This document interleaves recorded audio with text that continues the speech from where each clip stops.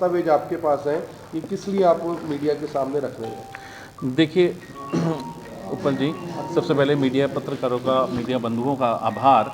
हमने एक अच्छी सोच के साथ एक करनाल के अंदर इन्वेस्टमेंट की थी कि हम जो है यहाँ पे एक मेडिकल हब बनाएंगे और एक अच्छा बेहतरीन मेडिकल सुविधाएं हम जो है इस ग्रामीण क्षेत्र में, क्योंकि आसपास हमारे अस्पताल के 70 गांव लगते हैं। हमारा एक अस्पताल हमने खोला आरपी वेल्टार जिसका नाम है, जो कि ग्राम बस्ताड़ा टोल बैरियर के बिल्कुल नज़दीक है। वहाँ पर हमने एक अस्पताल 2024 जनवरी 2018 में शुरू किया था, जिसके अंतर्गत हमने एक एग्रीमेंट किया था भरत सिंघल और डॉक्टर राजीव सिंघल से, जिसके अंदर हमें बताया गया था कि आप लोग इस अस्पताल में पैसा लगाएं, जो भी आप पैसा लगाएंगे वो 3 साल के बाद आपका पैसा आपको मिल जाएगा। और बिल्कुल फेवरेबल टर्म्स के हिसाब से एक एग्रीमेंट हुआ था।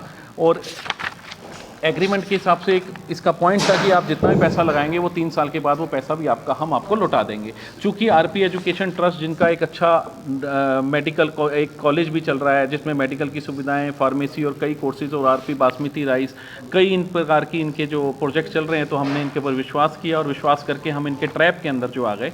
हमने जो है इनके साथ एक एग्रीमेंट किया। 2 साल तक हम इसके अंदर पैसा लगाते रहे, लगभग कई करोड़ों रुपए लग जाने के बाद फिर एग्रीमेंट को रिन्यू भी कराया। हमें उम्मीद थी कि अब सारे पैनल्स, इंश्योरेंस आ गया है। हमारे साथ डॉक्टर आर आई सिंह और बेहतरीन डॉक्टर इस एरिया के हमारे साथ जुड़ चुके हैं, तो हमें ये था कि ये अस्पताल अच्छा चलेगा और हम इस एरिया के अंदर लोगों को बेहतर मेडिकल सुविधाएं दे पाएंगे। दोबारा से ये एग्रीमेंट रिन्यू हुआ 24 जनवरी 2018 वाला, फिर से रिन्यू हो गया 5 साल के लिए। उसके अंदर भी यही सभी शर्तें थी। जब ये कोविड का टाइम आया, जब कोविड का अभी कुछ समय पहले कोविड आया हमारे क्षेत्र में, तो उस समय अस्पताल जैसे ही प्रॉफिट में आया, तब जो आरपी एजुकेशन ट्रस्ट वाले लोग हैं, इन लोगों की मन में कहीं ना कहीं खोट आ गया। इनको लगा कि क्यों ना अब ये अस्पताल मानिक सिंह बेदी से और गुरमीत सिंह से वापस ले लिया जाए। इन्होंने उस समय पे कुछ ओछी हरकतें करनी शुरू कर दी। इन्होंने कुछ गुंडा तत्व के लोग, कुछ बदमाशों को हमारे अस्पताल में भेजा। कुदरती मैं उस दिन अवेलेबल नहीं था, मेरे पार्टनर मानिक सिंह बेदी उस समय अस्पताल में थे। तब की बात है ये बात है जी अपना 6 जून की, 5 जून का, ये 5 जून का मैटर है बकायदा। इसको जो है 5 जून अभी का है जी, ये 2021। ये बकायदा पानीपत सवेरा ने, दैनिक सवेरा ने इसको कवर भी किया। ये भरत सिंघल है जो इसकी फोटो है, जिसने इन पे हमला किया था। ये बकायदा जो है वो सुभाष नाम का कोई शख्स है, जिसको हम पहले से कभी नहीं जानते थे, कभी नहीं मिले थे। तो ये लोग जो है अस्पताल में आए, इन्होंने जो है हमारे वहाँ पे रिसेप्शन के ऊपर जो लेडीज स्टाफ है उसके साथ भी बदतमीजी की। बकायदा इसके ऊपर जो है मुकदमा दर्ज हुआ, FIR मधुबन थाने के अंदर इसके अंदर दर्ज हुई। तो और उससे पहले भी लिटिगेशन चल रही थी आपकी? नहीं, कोई लिटिगेशन नहीं थी। सिर्फ इनका ये था कि ये अस्पताल, इनके मन में ये था कि किसी तरीके ये लोग जो हैं अस्पताल को खाली कर दें, और ये लोग यहाँ शुरू कर दी। हमारे डॉक्टर स्टाफ के साथ, हमारे कर्मचारियों के साथ, हमारे सभी फार्मेसी वाले हमारे मित्र बैठे हैं यहाँ पे, सभी के साथ इन्होंने इस प्रकार से बदतमीजी करनी शुरू कर दी कि ये लोग जो है यहाँ से किसी भी तरीके चले जाएँ। इन्होंने उसके बाद इन्होंने क्या करा कि बिल्कुल ओछी हरकतों पे उतर आए। पेशेंट वहाँ पे एडमिट होते थे और इन्होंने बिजली और पानी जो है अस्पताल की काट दी, क्योंकि बिजली जो है कॉलेज से कॉमन मीटर था, कॉमन मीटर के चलते वहाँ से आ रही थी, जिसके चलते जो है बिजली भी इन्होंने काट दी। जब बिजली कट गई तो आप समझ सकते हैं, पेशेंट वेंटिलेटर पे भी हो, पेशेंट ICU में भी हो, पेशेंट OT में भी हो, अगर बिजली चली जाए तो कितना मुश्किल स्थिति अस्पताल के लिए पैदा हो सकती है। जिसके तहत फिर हमें मजबूरी में हमें कोर्ट में जाना पड़ा। कोर्ट में जब हम गए तो कोर्ट में हमें स्टे ऑर्डर भी मिला। स्टे ऑर्डर के अंदर हमारी ये बिल्कुल क्लियर टर्म्स थी, मैं अभी आपको पढ़ के भी सुनाता हूँ। स्टे ऑर्डर के अंदर बिल्कुल क्लियर टर्म्स थी कि ना तो आप इनकी बिजली काट सकते हैं और ना ही जो है आप इनके साथ किसी प्रकार की इनकी मैनेजमेंट में दखल दे सकते हैं। In the court of Vijay Singh additional court in additional district session जज करनाल, इनकी कोर्ट के अंदर जो ये फैसला आया, इसके अंदर क्लियर ये आया कि इन्हें हमें एंटरिम मेयर मिला, जिसके अंदर जो है ना तो ये किसी प्रकार की मैनेजमेंट के अंदर दखल अंदाजी कर सकते हैं, ना ही ये बिजली काट सकते हैं। जो इन्होंने खाते के अंदर बैंक खाता इन्होंने बंद करवाया था, वो खाता भी ये बंद नहीं कर सकते। डॉक्टरों को ये किसी प्रकार से रोक नहीं सकते। मेडिकल लैब, कैंटीन, फार्मेसी, किसी प्रकार के इक्विपमेंट्स को ये नहीं छेड़ सकते। अस्पताल की बिजली पानी को नहीं काट सकते। और इस प्रकार का ऑर्डर जो है हमें, स्टे ऑर्डर जो है हमें करनाल से एडिशनल सेशन जज ने हमें दिया। इसकी कॉपी मैं आपको मुहैया करवा दूंगा। उसके बाद जो है कुछ समय पहले इन्होंने क्या करा, ओछी हरकतों के चलते इन्होंने जो है बदमाशी शुरू कर दी, जिसके बाकायदा जो है इसके अंदर ये FIR जो है इसके अंदर दर्ज हुई। FIR मधुबन थाने में दर्ज हुई 323, 34, 354D, 506, 354D इसलिए लगी, इन्होंने हमारी जो महिला कर्मचारी थे उनके साथ भी इन्होंने बदतमीजी की। ये मानिक सिंह, रघुराज सिंह बेदी ने ये कंप्लेंट दी थी, जिसके चलते भी मीडिया के अंदर ये न्यूज़ भी आई। इस मामले में गिरफ्तारी हुई है? इस मामले के अंदर 2 लोगों की गिरफ्तारी हुई थी, वो एक एक महीना जेल में भी रहे थे। एक महीने बाद उनकी जो है बेल भरत हुई। सिंघल की गिरफ्तारी के लिए आपके साथ कितने करोड़ का हमारे साथ आरोप लगाया कि 8 करोड़ आप बता रहे हैं, तो वो मामला कहाँ है? बिल्कुल बिल्कुल, देखिए जी 8 करोड़ रुपए हमारे कहाँ पे लगे, सीधा सा हिसाब है जी। एक अस्पताल, 4 साल का बिजली का बिल भी आपने मैं बता देता हूँ क्या है जी। बिजली के बिल की आपने बहुत अच्छा प्रश्न मुझसे पूछा। क्या होता है कि जब हमारा इनके साथ टाई अप हुआ था, अगर आप अस्पताल में गए हो तो उसके ऊपर एक सोलर पैनल लगा हुआ है, जो सोलर पैनल बिजली को बनाता है। तो बिजली के बिल का तो मतलब ही नहीं रह जाता, वो बिजली को पूरे संस्थान को, साथ में आरपी ट्रस्ट को, साथ में इनकी फार्मेसी कॉलेज को, साथ में जो इनका कॉल सेंटर का काम चलता है वहाँ पे पूरी वो बिजली बनाता है। हमारा शुरू में इनसे ओरल मौखिक एग्रीमेंट ये हुआ था कि आप जितना भी समय यहाँ पे रुकते हैं 2 साल तक का, तो आप बिजली का बिल हम आपका सोलर पैनल से एडजस्ट कर लेंगे। उसके बाद की जो भी कहानी होगी वो हम करेंगे। अगर आप सोलर पैनल पहले से लगा हुआ सोलर पैनल शुरू से लगा हुआ था, जब इन्होंने एग्रीमेंट किया था तभी। एक चीज़ है ना, एक चीज़ तो हमारे पास है ही है, लेट अस सपोज पानी की पाइप हमें दी हुई है तो पानी तो हम लेंगे ही ना। सोलर का पैनल तो हमारा लगा हुआ है उसके अंदर। आपने जो प्रश्न पूछा सर, ये एग्रीमेंट के अंदर इसका जवाब है। जो दूसरा एग्रीमेंट जो रिन्यूअल हुआ है, दूसरा एग्रीमेंट जो रिन्यूअल हुआ है, उसके आखिरी क्लॉज आप देखेंगे तो उसके अंदर जो है as per original agreement dated 24 January, second party द्वितीय पक्ष ये लोग हैं, प्रथम पक्ष हम हैं। हमने अपना सारा हिसाब किताब, अपनी इनकम, अपना नया इंफ्रास्ट्रक्चर, अपने इक्विपमेंट परचेज, सारे बिल इनको सेकंड पार्टी से शेयर कर दिए हैं और पहली पार्टी ने उसे करेक्ट और जेन्युइन पाया। अगर हमारा कोई भी हिसाब पेंडिंग होता तो ये रिन्यूअल एग्रीमेंट पे साइन कोई क्यों करता? अगर मेरा कुछ भी चीज़ आपसे पेंडिंग है, लेट अस सपोज मैंने आपकी दुकान किराए पे ली है, 1 महीने के बाद अगर दूसरा महीना आपको मैंने किराया नहीं दिया तो आप मुझे 2 साल तक, 3 साल तक, 4 साल तक आगे रिन्यूअल में एग्रीमेंट थोड़ी करोगे कि 1 साल का अगर आप मेरा बिजली का बिल बकाया होगा तो। कितने टाइम का एग्रीमेंट हुआ हुआ है? हमारा 2025 तक का एग्रीमेंट है जी अभी वैलिड। और जो हमने स्टे लिया है, स्टे के अंदर मैं आपको सारे टर्म्स बता चुका हूँ।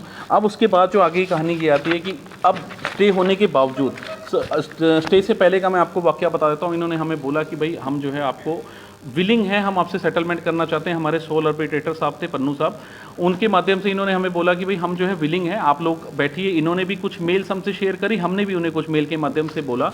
लेकिन जब बातचीत आई कि भैया आप हमें कितना अमाउंट देंगे, तो इन्होंने हमें पार्ट पेमेंट के 2 चेक दिए, जिसमें एक अमाउंट था 2 करोड़ रुपए का और एक अमाउंट इनके जीजा जी की फार्मेसी थी, लगभग 97 लाख के था कुल। सेटलमेंट नहीं था, एक पार्ट पेमेंट इन्होंने हमें 3 करोड़ रुपए की पार्ट पेमेंट का चेक नेक्स्ट आगे लगाने के लिए और नेक्स्ट आगे के लिए इन्होंने हमें कहा था कि अब जो है मैनेजमेंट में हम भी शेयर होल्डर हो जाएंगे, तो आप जो है 3 करोड़ रुपए हमसे ले लीजिए। We are more than happy. हमने एक छोटी सी सेरेमनी करके, खत्म नहीं हो रहा था, नहीं खत्म नहीं हो रहा था, वो एक आगे तक के लिए एक्सटेंड हो रहा था। हमने जो है एक छोटी सी केक कटिंग सेरेमनी करवा करके बाकायदा जो है अपने स्टाफ के सामने एक केक कटिंग करवा करके इनको जो है बाकायदा वो चेक हमने लिए और उसकी बाकायदा जो है फोटोग्राफ्स वगैरह खींची। उसी शाम को आरपी का मतलब 54 वाला मामला वो तो उसके बाद वो उससे पहले, उससे बाद की बात है, उससे बात की बात है जी। ये खुद आने के लिए मना कर दिया था, उन्होंने अपने फादर को भेजना शुरू कर दिया था। तो एज पर एग्रीमेंट उनके फादर आ नहीं सकते थे, पर उन्होंने मतलब हमारी आपसी म्यूचुअल अंडरस्टैंडिंग से उन्होंने कह दिया कि मेरी जगह पे मेरे फादर आएंगे, जब इनके एग्रीमेंट में कहीं नाम नहीं था। एक मिनट, मैं इसका जवाब दूंगा। एक ये बात कर दें, वो इन्वेस्टमेंट का भी मैं जवाब दे रहा हूँ। We have everything on papers. मैं मुंह से बोलूँ उस चीज़ का तो कोई बात नहीं है ना। मैं अभी आपको बता रहा हूँ जी, स्पेस पोस्ट का नाम आ जाता है जी आरपी एजुकेशन ट्रस्ट और इनके ट्रस्टीज और इनके डायरेक्टर्स, इनके ऑथोराइज सिग्नेटरीज। आरपी जो है इनके पिताजी का नाम है राजपाल सिंघल, हमें भी बाद में पता चली ये चीज़। राजपाल सिंघल ने आ करके जी हमें ये चेक प्रोवाइड किया, तो चेक देते हुए कि बाकायदा जो है सेरेमनी हुई, बाकायदा ये इसके पिताजी, ये मानिक जी, ये मैं। परंतु उसी शाम थाने में जाकर के, पुलिस स्टेशन में जाकर के ये आरोप ये लगाते हैं जी मैं तो ये हुई नहीं। उसी अगले दिन इन्होंने, जब ये चेक हमने लगाया, चेक बाउंस हो गया, तो इन्होंने थाने में जाके एक एप्लीकेशन दीजिए, हमारा तो ये चेक ही नहीं है, ये चेक ही हमने कभी इशू नहीं किया, ये चेक तो हमने 2020 में हमारी तो चेक बुक ही गुम हो गई थी और ये चेक हमारा इस प्रकार से इन्होंने कुछ कटवाया हुआ उन्होंने? नहीं जी, कोई डीडीआर नहीं कटी थी, कोई कुछ नहीं कटा था। उसके बाद डीएसपी साहब ने जब इसकी जांच करी, पहले तो जांच के लिए इन्होंने काफ़ी जगह इन्होंने कार्रवाई की मांग की, और जब डीएसपी साहब ने इसकी जांच करके हमें दी तो डीएसपी साहब ने कुछ फैक्ट्स इसके अंदर लिखे कि भाई इसके अंदर क्या है ये वाला चेक। इनका तो यही प्ली रही हमेशा शुरू से कि ये चेक भी जो है हमने इनको दिए ही नहीं, ताकि जो है ये साइन भी इनके नहीं है। मैं आपको डीएसपी साहब की वर्डिंग सुनाना चाहूँगा। Complainant Rajpal Singhal, chairman RP education trust Bastara Karnal, ने एलिगेशन लगाया कि जी नो अगस्त को ही receive the message on his mobile, जिसने गुरमीत सिंह नाम का कोई शख्स है जो 2 करोड़ 12 लाख रुपए इस चेक नंबर से, कंप्लेंट में ये था कि उसने कोई ना तो चेक के ऊपर साइन किए, ना ही इस प्रकार का चेक जो गुरमीत सिंह को कोई दिया गया, और उन्होंने ये cheque Gurmeet Singh and others में हम सब हो सकते हैं, अदर्स में कोई भी हो सकता है, उसने ये चेक जो है चोरी किया and not given to Gurmeet Singh, ये उसने स्टोल कर लिया, चोरी कर लिया चेक कंप्लेंट ऑफिस से या कहीं से, और चीटेड की गई फॉर साइन और फॉर अमाउंट, और उसको अप्रीहेंशन है कि इस प्रकार के और भी चेक चोरी हुए होंगे। ये इनकी कंप्लेंट का वर्जन है जो उल्टा हमारे इतने करोड़ रुपए लगने के बाद हुआ। कंप्लेंट ये number Manik Singh Bedi director enquire हुई, और इससे पहले भी एक मुकदमा दर्ज हुआ था जी, जिसके अंदर 354D 323 506 जो मैं आपको बता चुका हूँ, ये लॉज हुई थी मधुबन पुलिस स्टेशन में इन लोगों पे, जिसमें हम कंप्लेनेंट थे। उसके बाद जो है जब इंक्वायरी हुई चोरी की, बोथ पार्टी ने ज्वाइन की इंक्वायरी, स्टेटमेंट दोनों पार्टी की हुई, आई विटनेसेस की हुई, रिगार्डिंग स्टेटस हुआ, चेक का हुआ, फ्रॉम बैंक से हुआ, सीसीटीवी की फुटेज ली गई, सर्टेन मोबाइल की पिक्चर ली गई, व्हाट्सएप चैट ली गई, न्यूज़पेपर कटिंग ली गई और सेशन कोर्ट के ऑर्डर लिए गए। तब क्या चीज़ निकल करके आई? पार्टी 1 है Bharat Singhal son of RP Singhal, secretary Rajpal Singhal, complainant of cheque theft. दूसरी पार्टी है Gurmeet Singh Raghuraj Singh Manik ji, resident of Delhi. After interrogation and statement from both party, independent party, ये पता चला जी आरपी एजुकेशन ट्रस्ट और इसके ट्रस्टी, जिसमें भरत सिंघल और ये लोग हैं, जो कि इन्होंने एक सेमी फर्निश हॉस्पिटल हमें दिया था 2018 से। 24 जनवरी 2018 को इनका बाकायदा एग्रीमेंट हुआ था। Pritpal Singh Pannu was appointed as a sole arbitrator in case of dispute. अगर हमारा आपका कोई मध्य कोई डिस्प्यूट आता है तो एक सोल आर्बिट्रेटर एक नियुक्त किया गया था। सम एक्सपेंडिचर जो हुआ वो पार्टी 2 ने किया, in consequence of which profit was made out, जिनका एक एग्रीमेंट हुआ जो कि 28 मई 2021 में दोबारा से रेन्यू हुआ, जो मैं आपको बता चुका हूँ एनेक्सर 2। इस एग्रीमेंट के हिसाब से इनको अपना प्रॉफिट 50-50 शेयर करना था, क्लॉज नंबर 8 ऑफ एग्रीमेंट के हिसाब से, जो भी इन्होंने अमाउंट इन्वेस्ट किया होगा। और जो ये अमाउंट खर्चा कर रहे हैं वो जो खर्चा है, ये जितना भी खर्चा हम कर रहे हैं जी, तो आप हाई कोर्ट का स्टेटस पढ़ने लगे थे, आपका ठीक है सर। मैं आपकी बात का मैं सिर्फ 1 मिनट और लूँगा आपका बहुमूल्य समय में से। जो इन्होंने जो एंड में लिख के दिया कि various complaint by party 1 are given to make false criminal case against party number 2, means हम हमारे खिलाफ इन्होंने कई कंप्लेंटें दी जो कि झूठी पाई गई। एंड में इन्होंने लिखा जी इनके खिलाफ हम सेक्शन 182 बनती, जो झूठी कंप्लेंट इन्होंने हमारे विरुद्ध दी, और ना तो ये चेक चोरी के सर 182 इन्होंने डीएसपी साहब ने रेकमेंड कर दी एसएचओ पीएस मधुबन को 11/11/2021 में। अब पीएस मधुबन एसएचओ ने बनाई या नहीं बनाई ये अभी हमारी नॉलेज में नहीं है। ये अभिलक जोशी जी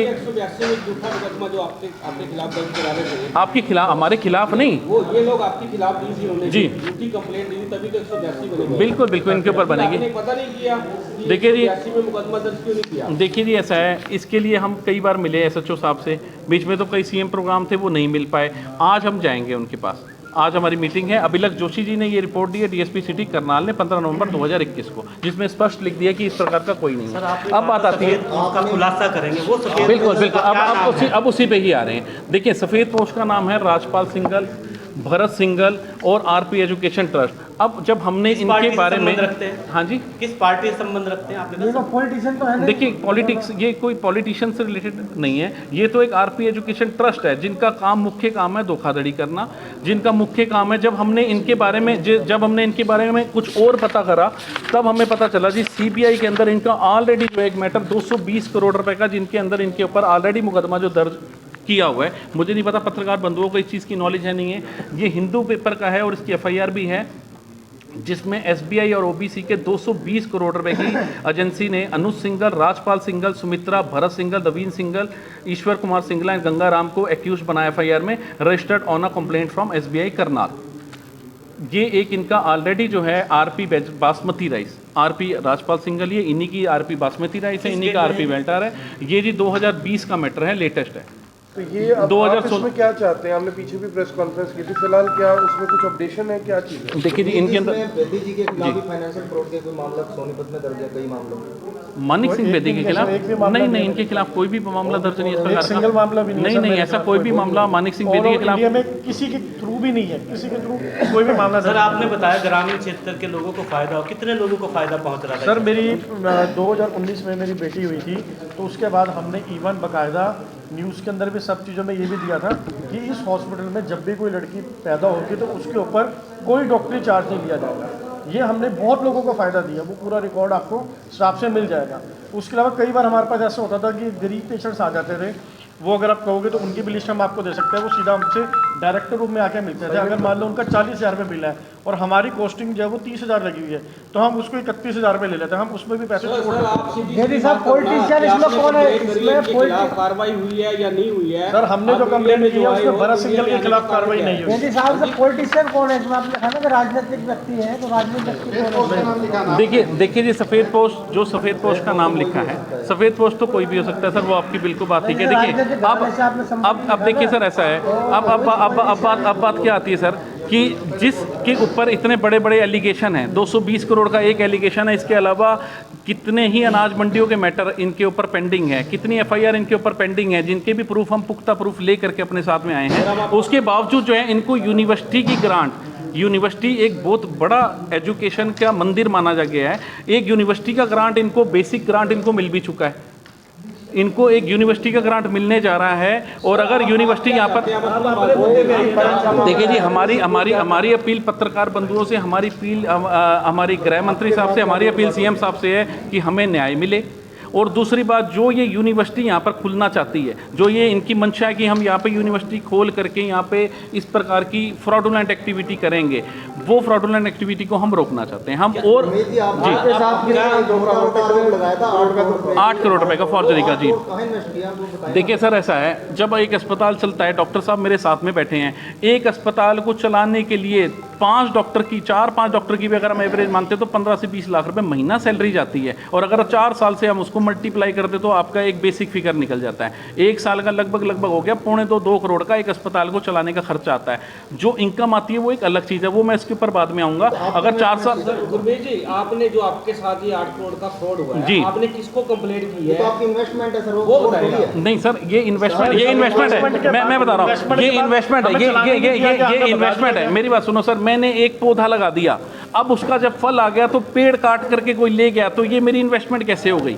अगर मैं वहाँ पर सर, मैंने फ्रॉड का आरोप इसलिए लगाया, जब मैंने ये अस्पताल लिया था तब मुझे ये नहीं बताया गया कि इस अस्पताल के ऊपर कोई लोन है। यूको बैंक का कई करोड़ों रुपए का लोन इस अस्पताल के ऊपर है, यूको बैंक वाले इसको सील करने की नियत से घूम रहे हैं। नहीं, कोई मेंशन नहीं, हमें बिना बताए, हमें कुछ भी नहीं बताया गया। अगर हमें पहले बता दिया गया होता जी इस अस्पताल के ऊपर लोन है, तो क्यों डॉक्टर साहब ज्वाइन करते हैं? मेरे डॉक्टर हैं, इनको आज तक भी शायद ना पता हो, हमें बिना बताए। कंप्लेंट की है अपनी, किसी को कंप्लेंट? सर मैंने इसकी कंप्लेंट सीएम साहब को, मैंने इसकी कंप्लेंट जो है ऑन रिकॉर्ड सीएम साहब को की।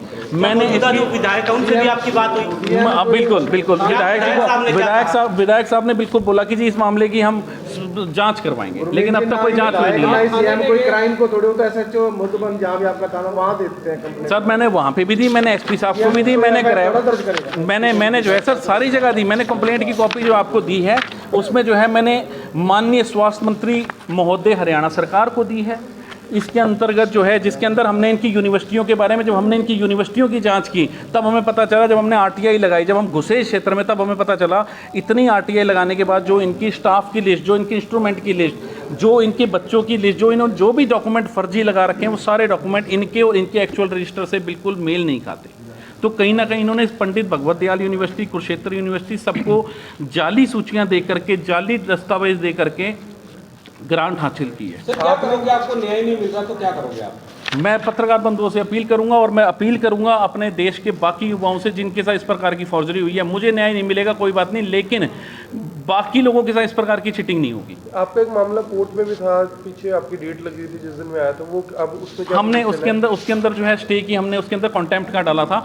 हमारे पास कोर्ट के स्टे ऑर्डर हैं कि आप इस प्रकार से बिजली पानी नहीं रोक सकते, हमारे डॉक्टर से बदतमीजी नहीं कर सकते, हमारे फार्मेसी वाले, हमारे लैब वाले, अभी उनके साथ बंद है हॉस्पिटल, वहाँ पे चार बदमाश बैठेंगे, ये फार्मेसी वाले बताएंगे, अभी वहीं से आए। सर आपको न्यायालय पे भरोसा नहीं है? क्योंकि मुझे न्यायालय पे बिल्कुल भरोसा है, मुझे न्यायालय पे बिल्कुल भरोसा है, न्यायालय में मुझे बिल्कुल भरोसा है, परंतु मुझे अपने पत्रकार बंधुओं पर भी भरोसा है। मैं ये नहीं चाहता कि इस प्रकार की ठगी का कोई और भी शिकार बने। हम इस प्रकार की ठगी को रोकना चाहते हैं। पॉलिटिकल प्रेशर मिल रहा है।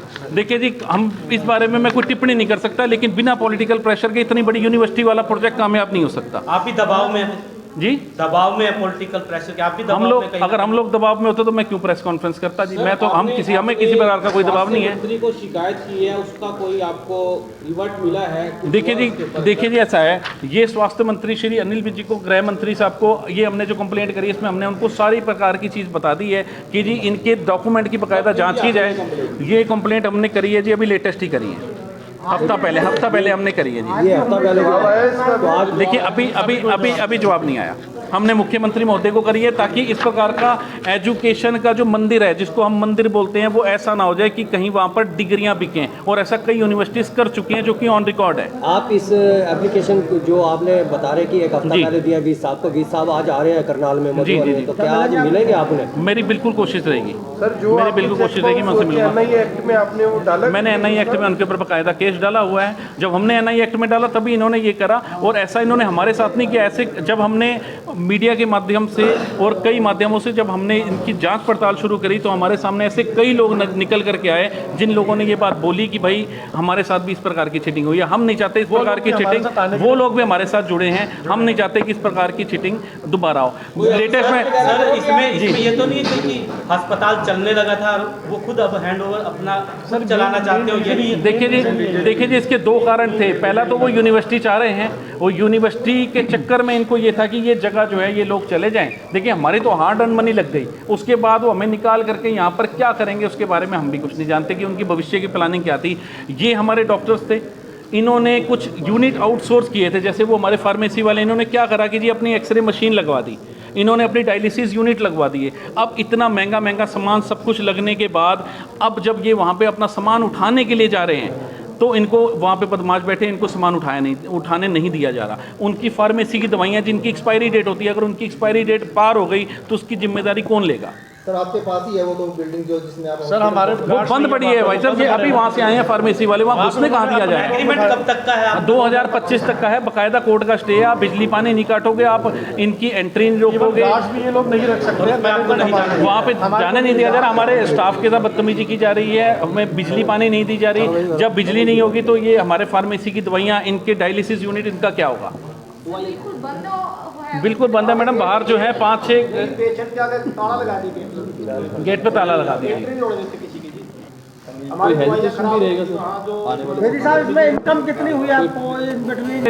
लगभग अगर करोड़ों में बात की जाए तो 10 से 12 करोड़ का ओवरऑल इन्वेस्टमेंट हुई है अस्पताल के अंदर। जो हमारे बाकी तो हमारे सीए साहब, इसका अकाउंटेंट जो हमारे, इसका बेहतर जवाब दे सकते हैं।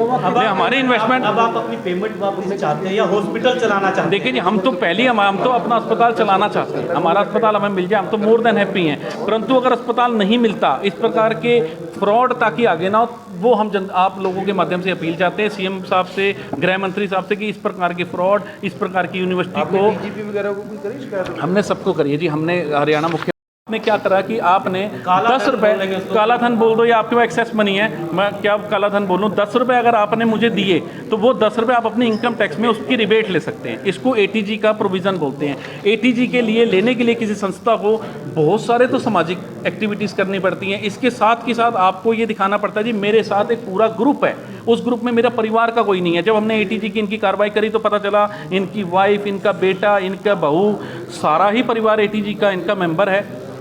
दूसरी चीज़ पता चली जी इसके ऊपर कोई भी आपराधिक मुकदमा नहीं दर्ज होना चाहिए किसी भी व्यक्ति पे। और 97 लाख की एफआईआर में आपको, जिसकी 2 करोड़ 20 लाख की बैंकों की एफआईआर में आपको दिखाई चुका हूँ। एक इनका फरीदाबाद का मैटर था 97 लाख रुपए का, उसमें इन्होंने क्या करा, उसमें इन्होंने जो है किसी से 97 लाख रुपए लिए, ये बोल करके कि भाई ब्लैक अमाउंट हमारे खाते में जमा कराओ और कुछ कटा के बाकी पैसे हम आपको दे देंगे और बाकी के पैसे आप अपने ले जाना। वो पैसा भी इन्होंने वापिस नहीं किया, उसके ऊपर इनकी फरीदाबाद के अंदर मुकदमा दर्ज हुआ। आपका पैसा भी कोई और भी केस हो गया? इस प्रकार के बहुत से केस हैं। जब हमने अब ढूंढने शुरू किए ना, 3 साल तक तो हमने ये विश्वास में रहे कि भाई कोई दिक्कत नहीं है। जब ये चीज़ें निकल करके आई तो निरी एफआईआर निकल के आई। हाँ जी, आपने प्रश्न पूछा था। पैसा वो तो एग्रीमेंट तो नहीं तब कर दिया था, हाँ जी, तो आपसे पैसा लिया गया। देखिए इनका कहीं ना कहीं दुबई आना जाना बहुत रहता, तो हमें कहीं ना कहीं यकीन है कि ये जितना भी अब 220 करोड़ रुपए, अगर ये अपने आप को दिवालिया बोलते हैं, मैं तो 220 करोड़ तो 220 करोड़ होता है। किसी आदमी कोई सपने में नहीं सोच सकता, इतना पूरी ज़िंदगी की कमाई भी नहीं होती। 220 करोड़ का तो ये आपके सामने है सीबीआई का, 97 लाख रुपए का हमारे पास प्रूफ है, कई करोड़ का। देखो जी, ये तो अब कहीं ना कहीं इन्होंने मुझसे पूछा था कोई पॉलिटिकल आदमी बिना पॉलिटिकल प्रेशर में, तो भाई तो 323 के मुकदमे में आदमी बच के दिखा दे, रात को सो के दिखा दे। 220 करोड़ का मैटर है जिसमें एसबीआई ने कौन से पॉलिटिकल देखिए जी, मैं ऐसे में शक के बारे में क्या कह सकता हूँ जी। हम आरपी एजुकेशन जनवरी 2021 में हमने अपने रघुवीर सिंह जी बेदी और ये अपने गुरमीत जी से इनसे हॉस्पिटल में जा करके आरपी वेल्टर हॉस्पिटल में जा करके अपना फार्मेसी का एग्रीमेंट किया था जी, 2 साल का जी। हमने 50 लाख रुपए एडवांस दिए थे जी इसको। गुरमीत जी आरपी वेल्टर जो सोसाइटी है उसको चेक दिया था, एजुकेशन ट्रस्ट जो एजुकेशन ट्रस्ट है आरपी वेल्टर की। आपने कॉन्ट्रैक्ट किनसे किया था? वो उसके पार्टनर तो एग्रीमेंट इनके पास था, उसको देगा नहीं। एग्रीमेंट हमने इनके साथ किया था जी, इन्हीं के साथ किया। हाँ जी, हाँ जी। लेकिन जो चेक दिया था एग्रीमेंट तो इन्होंने किया ना 25 तक का 2025। हाँ जी, हाँ जी। मालिक तो 2025 तक वो है। लेकिन जो पेमेंट जो सर हमें खाते में ट्रांसफर कराई थी वो आरपी वेल्टर ट्रस्ट के खाते में कराई तो, और उसमें हमारा लगभग 30-35 लाख रुपए का स्टॉक था। इन्होंने एकदम से हॉस्पिटल को बंद कर दिया, लाइट काट दी। आपको वो रसीद जो मिली वो किस नाम से मिली थी? अभी आपका पैसा भी एटीजी में न डाल दिया ना? नहीं जी, रसीद मिली होगी आपको? नहीं आरपी वेल्टर हॉस्पिटल के उसमें जो ट्रस्ट का खाता था जी, उसमें हमने उसके अकाउंट में पैसे जमा कराए और उसके बाद जी अगस्त में जा करके इन्होंने उसका बिजली पानी काट दिया जी। डाली थी आप मेल उस पे आई। हमारा वहाँ 32 लाख का स्टॉक था। कितने की बेची थी किस वजह से? उस नहीं जी 32 लाख का उस time at the spot current stock था जी, तब से बंद है। तब से बंद है जी। हमने कुछ वहाँ से दवाइयाँ अपनी जो हमारे होलसेलर थे उनको वापस दे दी कुछ एक तो, और कुछ अब उन्होंने उसका ताला लगा के दिए। हमारे बहुत महंगे इंजेक्शन वहाँ फ्रिज में रखे कितने की दवाइयाँ वहाँ पड़ी होंगी? अब कम से कम 15 से 20 लाख रुपए की दवाइयाँ हमारी वहाँ पे स्टॉक पड़ी हैं। जाने देते जी, और तो कई के 1000 रुपये के इंजेक्शन है जी, हार्ट अटैक के हैं और बहुत सारे जो जिनको फ्रिज में रखा जाता है वो सारे के सारे लाइट बंद होने की वजह से ख़राब हो गई। मैं डॉक्टर मोहित और डॉक्टर विकास हमारी वहाँ पे काम करते थे और Krishna health care trust firm के नाम से हमने वहाँ पे कृष्णा डायलिसिस यूनिट और कृष्णा एक्सरे सेंटर हमने वहाँ पे शुरू किया था। तो हमारा इनके आरपी वेल्टर के मैनेजमेंट के साथ हमारा कॉन्ट्रैक्ट था। कॉन्ट्रैक्ट के दौरान ये था कि कोई भी पार्टी किसी भी तरीके की कठिनाई होने पर छोड़ सकती है। तो जैसे ही अस्पताल बंद होने के कगार, दोनों पार्टियों के आपसी रंजिश में बंद होने की कगार पे आया और उनके आपस में क्या डिस्प्यूट है, वहाँ पे बिजली पानी काट दिया गया हॉस्पिटल का। तो हमने नोटिस दे दिया कि ये सुविधाएँ यहाँ पे नहीं है, इनके बगैर तो ये मशीनें चलाना संभव ही नहीं है। तो हमने नोटिस दे दिया 2 महीने का। तो डायरेक्टर साहब गुरमीत सिंह सचदेवा ने कहा ठीक है जी, आप 2 महीने बाद अपनी मशीन उठा लेना। जैसे हम 2 महीने के बाद अपना डायलिसिस एक्सरे मशीन वहाँ उठाने गए तो एक्सरे मशीन बिल्कुल खाली था। वहाँ पे एक्सरे रूम में वहाँ पे मशीनें नहीं थी। ये मशीनें हमें नहीं पता कि प्रथम पार्टी ने इधर उधर की या द्वितीय पार्टी ने, पर जिसने भी की हमें तो हमारी मशीन दी जाए। हमारी मशीनों के बिल हमारे पास है, पूरा कॉन्ट्रैक्ट हमारे पास है। एसपी साहब को भी हमने इसकी कंप्लेंट दी है, SHO मधुबन को भी इसकी कंप्लेंट दी है, पर वो ये कह रहे हैं कि ये मामला कोर्ट में जा चुका है। तो कोर्ट के साथ ही होगा। हम वहाँ पे जाते हैं, गेट पे जाके देखते हैं तो ये गेट की आज की इनकी वीडियो है। वहाँ पे गेट बंद मिलता है, अंदर जाने नहीं दिया जाता। ताला जो है बंद कर दिया, जबकि स्टे हमारे पास है, इनको अंदर नहीं घुसने दिया जाता। लाखों की लागत से मशीनें हैं। उस मशीनों से कितने लोगों का भला हो सकता था? डायलिसिस की मशीनें हैं। डायलिसिस एक्सरे मशीन तो हम जनरल यूज़ में भी कर सकते थे, पर वो रखी मशीनों का भी हानि हो रही है। पर उसके हम यही पूछना चाहते हैं कि उसका जिम्मेवार कौन रहेगा? मेन डोर ही नहीं खोलते। वो मेन डोर नहीं खोलते, इनको अंदर नहीं दिया जाता। डायरेक्टर साहब के साथ अंदर गए तो वहाँ एक्सरे रूम में हमारी मशीनें नहीं पाई। ये आज की वीडियो जिसमें इन्हें अंदर ही नहीं घुसने दिया जा रहा, इनके डॉक्टरों को इनकी बदतमीजी की जाती है, अंदर जाने नहीं दिया जाता। फार्मेसी वालों के खिलाफ ये डॉक्टर साहब आपको दिखाएंगे, हमारा MOU है। ये सर हमारा MOU है, उसके कारण ये हमने 2 महीने का जो हमारा नोटिस पीरियड था ये सर को हमने डाला था, दोनों पार्टियों को डाला था। उसके बाद ये सर हमारा एक्सरे का बिल है। उसके बाद 8 तारीख को सर हम लोगों ने SP साहब को एक कंप्लेंट डाली थी। SP साहब SHO मधुबन दोनों को हमने मेल किया था। SP साहब को एक कंप्लेंट डाली थी कि भाई हम वहाँ जाके देख के आए हैं, हमें हमारा सामान नहीं मिला, हमारे साथ भेज के ऑन साइट एक बार हमें हमारा सामान दिखा दिया जाए। और जिस भी पार्टी ने, हमें नहीं पता फर्स्ट पार्टी ने उसको इधर उधर किया, सेकंड पार्टी ने किया, जिस भी पार्टी ने हमारे सामान के साथ छेड़खानी किया है उस पार्टी के अगेंस्ट केस किया जाए। SHO मधुबन से भी इस रिगार्डिंग हम मिल चुके हैं। IO अपॉइंट किया था, जो IO से भी हमारी बात हुई है, और वहाँ से अभी हमें सर वहाँ से भी कोई सेटिस्फाई जवाब हमें अभी नहीं मिला है।